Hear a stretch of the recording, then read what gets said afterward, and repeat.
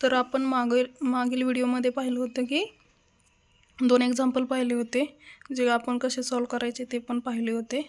आता MBA 202 म्हणजे 202 मधला आपण नेक्स्ट पॉईंट बघतोय. फर्स्ट चॅप्टर बघतोय, जो की YCMOUच्या परीक्षेला विचारला जातो. आणि नेक्स्ट पॉईंट आहे some special cases in LP means linear programming solution. तर पहिली स्पेशल केस जी आहे तर ती आहे अल्टरनेटिव्ह ऑप्टिमा, किंवा त्याला आपण मल्टिपल ऑप्टिमल सोल्युशन असं देखील म्हणतो.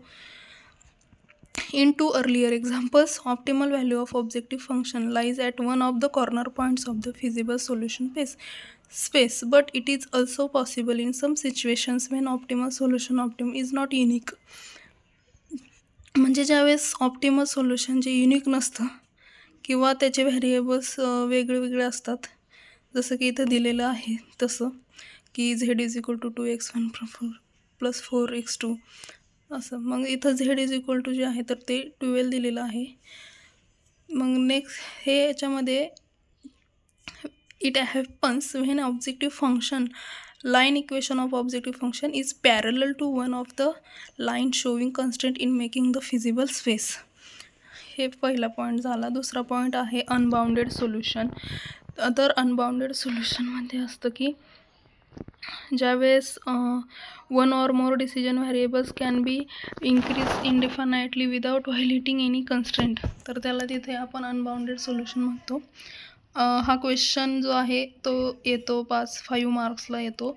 सम special cases in linear programming solution. त्यावेळेस त्याचं उत्तर हे अपेक्षित असतं आपल्याला.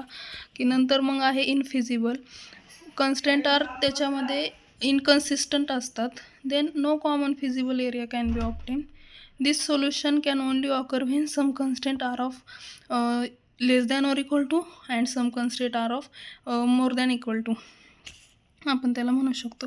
आणि हे जे ते असे ते हे जे इक्वेशन्स आहेत ते त्याचे एक्झाम्पल्स आहेत, जे की नॉन निगेटिव्हिटी कन्स्ट्रेंट आहेत. आणि from the practical point of view, infeasible solution space points to the possibility that model is not formulated correctly. असं जे आहे हे सगळं ह्याचं आन्सर येणं अपेक्षित आहे.